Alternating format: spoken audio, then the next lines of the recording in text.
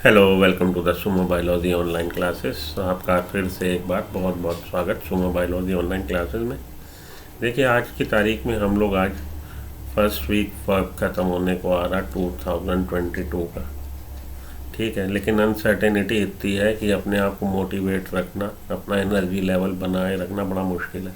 Uncertainty uncertainty in the sense कि आप देखिए, अभी तक नीट 2021 की काउंसलिंग पूरी नहीं हुई है और 2022 के लिए क्या डेट होगी, बहुत लोग ये स्पेकुलेशन कर रहे हैं कि फर्स्ट वीक ऑफ में होगी। कुछ लोग कह रहे हैं जी जून जुलाई में जाएगा, कुछ ऐसा भी डाल रहे हैं कि सितंबर तक जाएगा। तो इतनी ज़्यादा अनसर्टेनिटी है, इतना ज़्यादा क्योस है कि उससे कई बार बच्चा डिस्ट्रैक्ट हो जाता है।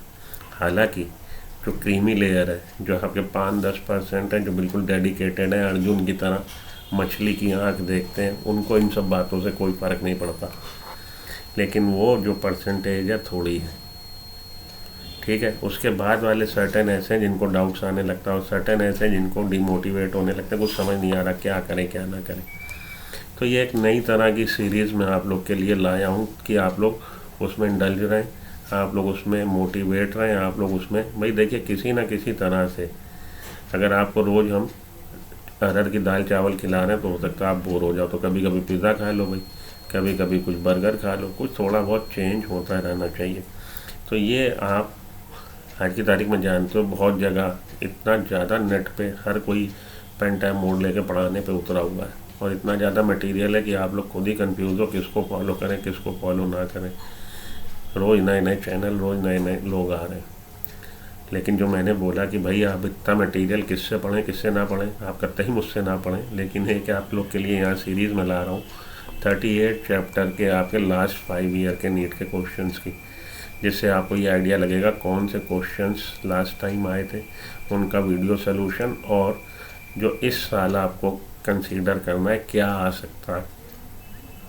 तो जो मेरा एक्सपीरियंस कहता है कि भाई इस साल यहाँ से क्वेश्चन आ सकता, फॉर्म हो सकता, उसकी भी थोड़ी बहुत मैं प्रिडिक्शन करूँगा बेजान दारू वाला की तरह। तो आप लोग को थोड़ा सा एक इंटरेस्ट जनरेट होगा। मेन चक्कर क्या है? मेन चक्कर है आपका इंटरेस्ट जनरेट करना और आप उसमें इंडल्ज रहें, आप उससे न्यूट्रल होके ना बैठ जाएं। तो इसके अलावा ये आप मैंने जैसा बोला भी फरवरी फर्स्ट वीक है, मार्च फर्स्ट वीक या मार्च सेकंड वीक तक फिर आपको डेली के मैं 38 क्वेश्चन देने लगूँगा। 38 चैप्टर है तो हर चैप्टर का एक क्वेश्चन।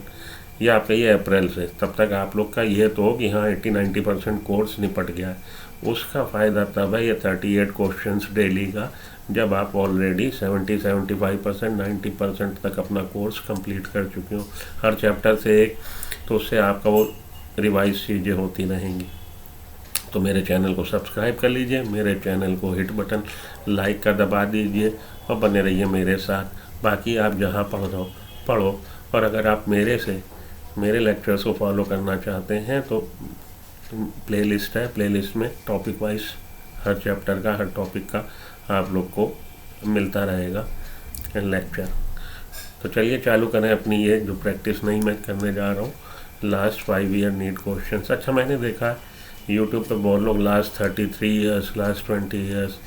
भैया आप लोग को राय दूंगा कि ये सब लास्ट 33 ईयर्स 20 ईयर्स पे फोकस मत करिए। क्वेश्चन वो ऑब्सलीट हो चुके हैं। क्वेश्चन जो आपके मतलब के हैं वो 2017-18 के बाद के ही आप देखिए, वही पैटर्न और वही स्टाइल और वही लैंग्वेज आपको मिलेगी। अगर आप 2012 का क्वेश्चन लगा रहे हो, 5 का क्वेश्चन लगा रहे हो, बेकार है वो क्वेश्चन। उनमें से बहुत ज़्यादा क्वेश्चन तो अब वैसे ही सिलेबस रिवाइज हो चुका, कवर नहीं होते। ठीक है, चलिए चालू करते हैं। तो न्यूरल कंट्रोल एंड कोऑर्डिनेशन का सबसे पहले मैंने बनाया है। इसमें जो आपके टॉपिक्स हैं, neural system, human neural system, neuron as structural and functional unit of neural system, central neural system, reflex action, sensory reception and processing. तो इसमें जो आपको आने की उम्मीद है इस बार 2022 में, वो आपके क्वेश्चन जहाँ तक मैं समझता हूँ सेंट्रल न्यूरल सिस्टम से आ सकता है। ठीक है, या इस सेक्शन से neuron functional unit of neural system, इससे आ सकता है। ठीक है जी, ये आपके सेंसरी रिसेप्शन एंड प्रोसेसिंग से आई या ईयर से। ये 3 आपको हाईलाइट करने, छोड़ना तो कुछ भी नहीं बच्चा। ये पहले ही आपकी जो एनसीईआरटी है पहले ये बहुत कंसाइज है, ये आपकी ट्रूमैन बायोलॉजी का कंसाइज एडिशन है। इसमें से आपको एक एक लाइन पढ़नी है, मेन फोकस किस पे करना है मैंने वो बोला है। मेरा कहने का ये मतलब करता ही नहीं कि आप इसको छोड़ दें, इसको छोड़ दें, इसको छोड़ दें। पढ़ना तो सब कुछ है, लेकिन ज़रा इसको थोड़ा सा आप ज़्यादा फोकस दे के पढ़ लीजिएगा। चलिए आइए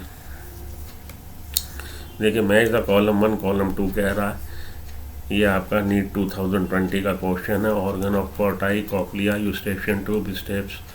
तो ऑर्गन ऑफ कोटाई हमारा सेंसरी ऑर्गन है जो साउंड को परसीव करता है, और इसमें सेंसरी सेल्स होती हैं। वो सेंसरी सेल्स जब पेरिलिम्फ एंडोलिम्फ वाइब्रेट होता है, वाइब्रेशन साउंड वेव्स की आती, तो ये हेयर सेल्स ब्रश करती हैं टेक्टोरियल मेम्ब्रेन को। टेक्टोरियल मेम्ब्रेन को ब्रश करने से एक्शन पोटेंशियल डेवलप होता है। तो located on the basilar membrane, organ of कोटाई कहाँ है? बेसिलर मेम्ब्रेन पे। कॉक्लिया क्या है? कॉक्लिया हमारा कॉइल पार्ट है लेबरिंथ का। तो बी के अपोजिट आ जाएगा 2, ए के अपोजिट आ जाएगा 4, ए के अपोजिट 4, बी के अपोजिट 2। अब आप देखिए ट्रिक समझिए, जब आप वहाँ इनसे जाते हो क्वेश्चन लगाने, आपको इस तरह का क्वेश्चन आता है और ये दो शुरू में ही आपने बिल्कुल जो आप डेड श्योर हो, या यूस्टेशियन ट्यूब आ जाइए कनेक्ट्स द मिडिल ईयर, तो सी के अपोजिट फर्स्ट। तो सी के अपोजिट फर्स्ट वाले आपके पास दो ऑप्शन है, ठीक है। आपने सबसे पहले यही उठाया यूस्टेशियन ट्यूब, जो आप बिल्कुल डेड श्योर हो, connects the middle ear and pharynx. तो सी के अपोजिट 1 आपने तुरंत यहाँ देखा, सी के अपोजिट 1 के आपके 2 हो गए। अब इसमें आपको एक को चुनना है। अब आपने आगे दिया कॉक्लिया, क्या है? कॉक्लिया जी कॉइल्ड पार्ट है, बी के अपोजिट आना चाहिए 2, तो बी के अपोजिट 2 केवल इसी में आ रहा। अब आप बाकी में फोकस ना करें, अपना समय बचाएं, सी ऑप्शन को टिक कर दीजिए, आगे बढ़िए। जो बच्चे इसको लॉजिक को समझ गए बहुत बढ़िया, जो नहीं समझे हैं कल से अपनी मम्मी को बोले कि 4 बादाम रोज के मुझे दीजिए और 2 घंटे आप धूप में बैठिए, जादू वो कोई मिल गया कि जादू की तरह ओ करिए। क्योंकि ये IQ लेवल अगर आपके पास नहीं है तो आप यहाँ पे इसके लिए आपको दिक्कत होगी। बेटा बात ये है, जैसे कौन बनेगा करोड़पति आप देखते हो, तो उसमें अमिताभ बच्चन क्या कहता है जी कौन से 2 आपको नहीं लग रहे, उन 2 को निकालो। अब कौन से 2 बच रहे हैं उसमें से आप देखो। सीधी सी बात, जैसे आप सुडोकू भरते हो, न्यूज़पेपर में आता है, और जो जिसमें कॉलम बने होते हैं कि किस लाइन में कौन सा डिजिट आएगी, रीजनिंग लगाइए। Eustachian tube connects middle ear, तो आपके इन चारों ऑप्शन में से वही ऑप्शन आप चूज़ कर सकते हो जिसमें सी के अपोजिट फर्स्ट दे रखा। तो सी के अपोजिट फर्स्ट केवल 2 में दे रखा है, ए और सी।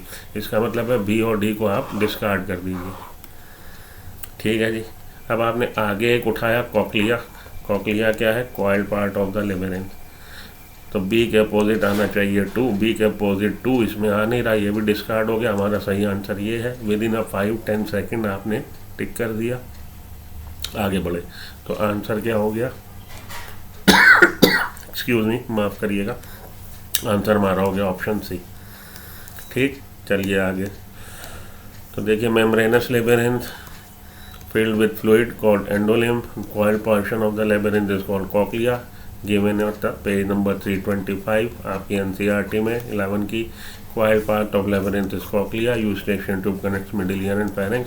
ये सब आपकी NCERT की लाइन है जो पेज नंबर 325 पे दी है। तो उससे आपका क्वेश्चन ये हो गया, option number C correct answer है। आगे बढ़ते हैं। Which part of the brain is responsible for thermoregulation? Thermostat कौन है हमारे ब्रेन का? हाइपोथैलेमस है। ये भी आपकी NCERT में दिया है, नीट 2019 का। देखिए कितनी देर का क्वेश्चन है, 10 सेकेंड्स का, हार्डली 7-8 सेकेंड्स का। विच part of the brain is responsible for thermo regulation?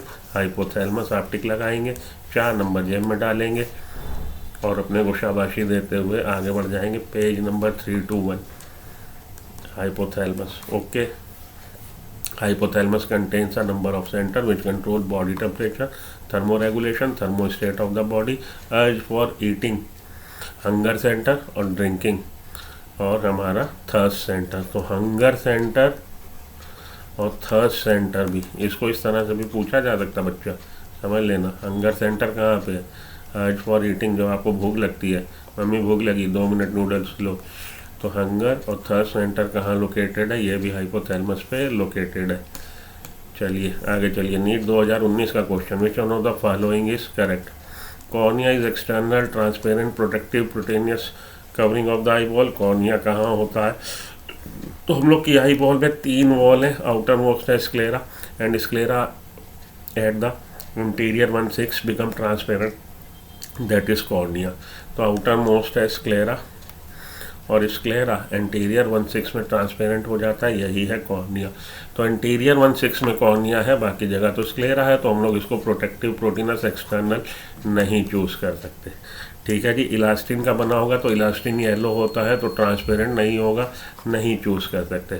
Cornea is convex transparent layer which is highly vascularise. Cornea vascularise नहीं होता, नहीं चूज़ कर सकते। Cornea consist of dense mastic of collagen and is the most sensitive part. इसको चुन लीजिए। देखिए ये सब मैंने इतना डिस्कशन यहाँ क्यों किया, क्योंकि ये लाइनें अगर आप खोजोगे तो इस तरह से कॉर्निया का डिस्क्रिप्शन आपकी बुक में दिया नहीं हुआ, आप कंफ्यूज हो गए कि ये बाहर से आ गया, तो थोड़ा सा कहीं कहीं आपको कॉन्सेप्ट भी लगाना पड़ेगा।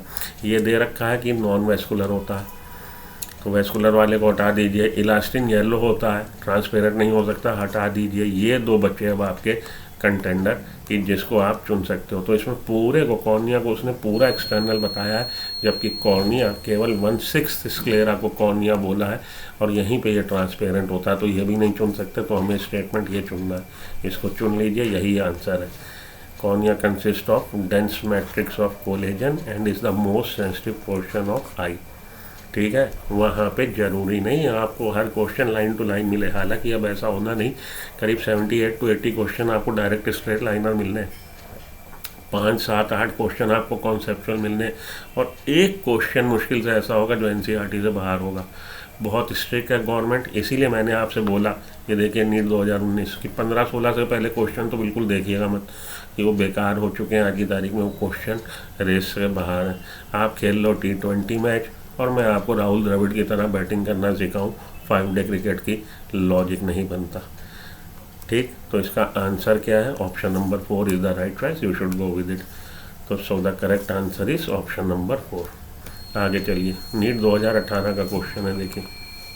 Transparent lens in the human eye is held in its place. तो ट्रांसपेरेंट लेंस को कौन हेल्ड कर रहा है? सस्पेंसरी लिगामेंट, जो सीलियरी बॉडी से अटैच होते हैं। तो सीलियरी बॉडी हमारी, उससे निकले सस्पेंसरी लिगामेंट जो लेंस को होल्ड करते हैं। Smooth muscles attach to iris, ligament attach to ciliary body, आपने टुक कर देना, ligaments attach to ciliary body. ये लेंस है, ये हमारा कोरॉइड, कोरॉइड का आगे को extension ciliary body, ciliary body में सीलियरी मसल, सीलियरी प्रोसेसेस और सीलियरी बॉडी से निकले सस्पेंसरी लिगामेंट जो लेंस को होल्ड कर रहे हैं एट इट प्लेस। तो ligaments attach to ciliary body is the correct choice to make, you should go with it. Okay, ये हमारा आंसर हो गया। तो ये page number 324 NCERT first paragraph की लाइनें हैं। Eyeball contains a transparent crystalline lens which is held in place by ligaments attached to the ciliary body in front of the lens, the aperture surrounded by the iris is called प्यूपिल। Page number 328 पे ये आपकी लाइनें दे रखी हैं, तो वहाँ से आप पढ़िए इसको और इसको क्रैक कर लीजिए। तो ऑप्शन क्या सही हो गया? ऑप्शन सही हो गया हमारा ligaments attached to ciliary body. ठीक है जी, इसको आपने कर लिया। आगे बढ़ूँ, चलिए आइए। Nissl bodies, Nissl granules and Nissl bodies are mainly composed of. अब ये भी देखिए नीट 2018 का क्वेश्चन है। निसल बॉडी उसने बता दी होती हैं, उसको डिस्क्राइब नहीं किया। तो ट्रूमैन में डिस्क्राइब्ड है। अब मैंने बोला ना बहुत ज़्यादा चेंजेस हो गए। अब आज की तारीख में जब आप 2022 में जाओगे तो इस तरह का क्वेश्चन आपको मिलेगा नहीं जो एनसीईआरटी से बिल्कुल ही ऑलमोस्ट बाहर से हो, क्योंकि निसल बॉडी तो उसने बता दी लेकिन ये नहीं बताया क्या। तो ये क्या होता है? फ्री राइबोसोम्स और एंडोप्लाज्मिक रेटिकुलम होते हैं, साइट ऑफ प्रोटीन सिंथेसिस। तो आपका आंसर हो जाएगा option number C. Nissl granules are free ribosomes and rough endoplasmic reticulum. तो option number C is the correct choice, free ribosome and rough endoplasmic reticulum. Nasal bodies are also called nasal granules, nasal substance. It is a large granule body present in neurons. Main function to synthesize proteins that are important for neuronal growth and regeneration of axons. It is made up of rough endoplasmic reticulum and free ribosomes. So the correct answer is option number C. However, not mentioned in your NCERT. NCERT में इतना description नहीं है, लेकिन यहाँ से चलिए आप लोग को पता लग गया। आगे चलिए, फिर से हम लोग का ये क्वेश्चन है नीट 2018 का। ठीक है, ये नीट 2018 का क्वेश्चन। चलिए क्या कह रहा है, which of the following structure और regions is incorrectly match with its function. तो which of the following structure और regions is incorrectly paired. Part of brain दे रखा, फंक्शन दे रखा, hypothalamus production of releasing hormone, neurosecretory cells होती हैं और ये हार्मोन सिक्रेट करती हैं। Regulation of temperature thermostat body का कहलाता है, हंगर सेंटर थर्स्ट सेंटर होता है हाइपोथैलेमस में, ये करेक्ट मैच है, इसको हम नहीं चुन सकते। Medulla oblongata, medulla oblongata control the respiratory rhythm centre, respiratory breathing rate को कंट्रोल करता है, कार्डियोवैस्कुलर रिफ्लेक्सेस को कंट्रोल करता है। It is given in your NCERT, it is correctly match. Corpus callosum is a band of fibres track connecting right and left cerebral hemisphere. This is also the correct. Limbic system is made up of deep parts of the cerebrum along with amygdala or the hippocampus. Limbic system is also called as emotional center of the brain. Emotional brain. Limbic system is concerned with emotions. So limbic system controls emotions such as love, rage, hate, love relationship, emotional behavior, sexual behavior. Limbic system is connected to that. Consists of fiber tract that interconnect different region of brain. That is not the correct statement. So limbic system basically it is a concern with emotions, control of emotions. So this is the incorrect match. You should go with option number D. Option number D इसका सही जवाब है। Page number 321 last paragraph पे NCERT के, इसका description है limbic system का।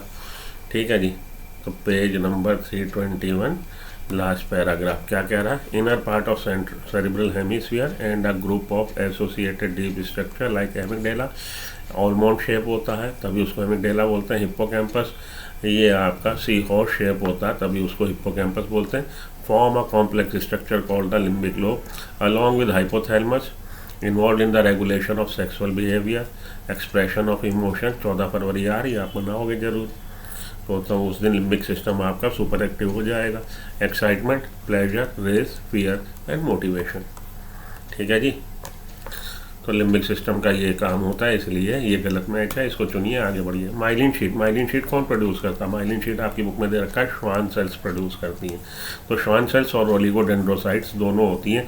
NEET 2017 का क्वेश्चन है, तो इसमें आप फंस जाते हैं। अगर आपको नहीं पता श्वान सेल चुने, एस्ट्रोसाइट चुने, श्वान सेल चुने, इसमें आप इन दो में फंसोगे आज की तारीख में, अगर आप केवल वही पढ़ के जाओगे। तो श्वान सेल्स और ओलिगोडेंड्रोसाइट्स होती हैं जो सिक्रीट करती हैं myelin sheath. Schwann cells PNS में और ओलिगोडेंड्रोसाइट सीएनएस में माइलिन शीट का सिक्रीशन करती हैं। माइलिन शीट किसकी बनी है, प्रोटीन लिपिड्स की बनी है।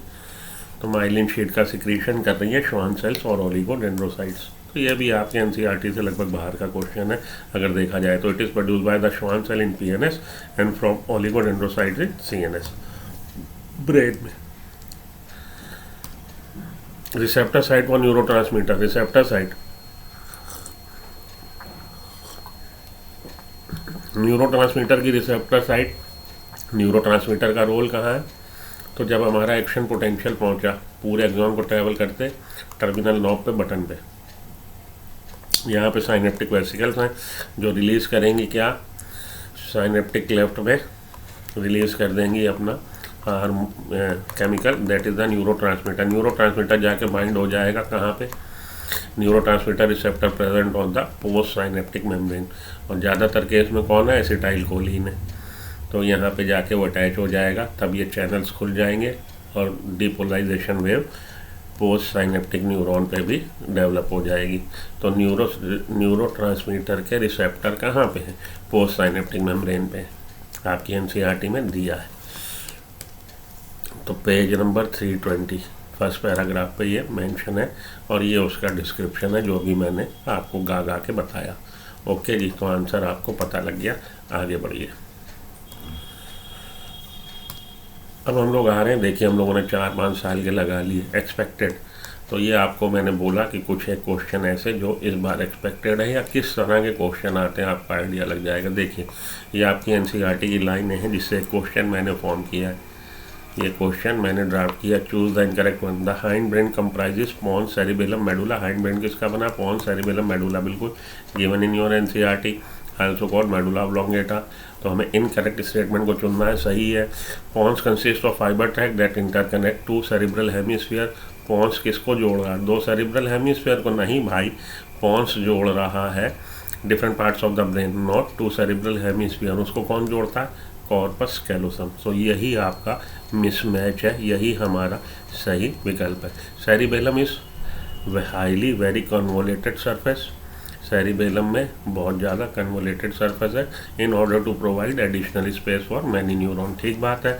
Medulla of the brain is connected to spinal cord. Medulla का एक्सटेंशन है spinal cord and medulla contains centre which control respiration rate, cardiovascular reflexes, gastric secretion. This is also the correct. Pons वाला statement गलत है, उसको चुन लीजिए और वही आपका सही जवाब है। तो ये पेज नंबर 321 से मैंने उठाया है, ये पैराग्राफ पेज नंबर 321 पे दिया है और इससे हिसाब से पॉन्स क्या कनेक्ट कर रहा है? Different parts of the brain, not the two cerebral hemisphere.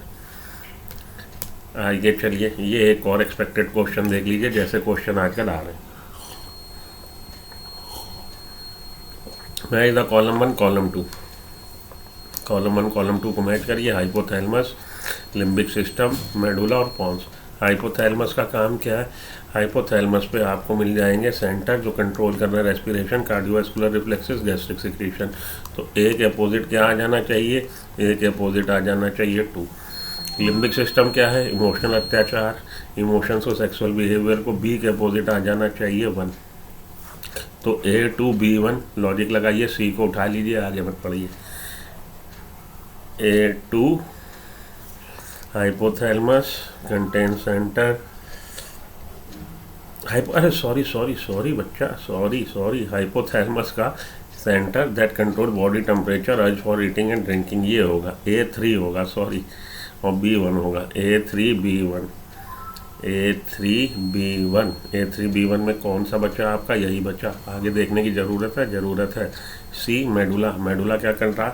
Medulla contain कर रहा है रेस्पिरेशन के लिए, कार्डियोवैस्कुलर के लिए और गैस्ट्रिक सिक्रीशन के लिए। हाँ ठीक है, मेडुला A3B1 C2 और D4 पॉन्स का हो जाएगा। पॉन्स का हो जाएगा इंस्पायरेशन ऑफ स्विच, एप्नोस्टिक सेंटर होता है यहाँ पे, इंस्पायरेटरी ऑफ स्विच होता है। तो ये हो जाएगा D4, A3B1 C2 D4, A3B1 C2 D4 हमारा option number B. Option number B correct answer है, इसको चुन लीजिए। ओके, तो पॉन्स पे एप्नोस्टिक सेंटर होता है जो कि इंस्पायरेटरी ऑफ स्विच कहलाता है। ये आपके रेस्पिरेटरी उसमें दे रखा है। ठीक, तो ये मिक्स हो गया एक तरह से, 2 जगह का मिला के। तो इस तरह के क्वेश्चन आपको आते हैं आज की तारीख में। तो ये आपका चैप्टर ख़त्म। इसमें मैंने आपको लगभग 10 क्वेश्चन करवाए हैं। 2 क्वेश्चन आपको इस तरह के फॉर्म करके दिए हैं जो पैटर्न चल रहा है। इसी तरह से मैं आपको डिफरेंट चैप्टर के आगे आपको मिलते रहेंगे क्वेश्चन। बने रहिए सुमो बायोलॉजी के साथ। वीडियो अच्छी लगी हो लाइक कर दीजिए, चैनल को सब्सक्राइब कर लीजिए ताकि आपको कुछ अलग टाइप की कुछ अलग मिलती रहे वैरायटी। बाकी तो आप जानते ही हो कि नेट पे इस समय इतनी वैरायटी, इतना मटेरियल है कि आप किसको फॉलो, क्या गाऊँ, क्या याद रखूँ, किसको भूलूँ, किसको पढ़ूँ, वाली बात है। तो मिलते हैं ब्रेक के बाद एक नए चैप्टर के साथ। तब तक के लिए good luck, goodbye, have a nice day, thank you.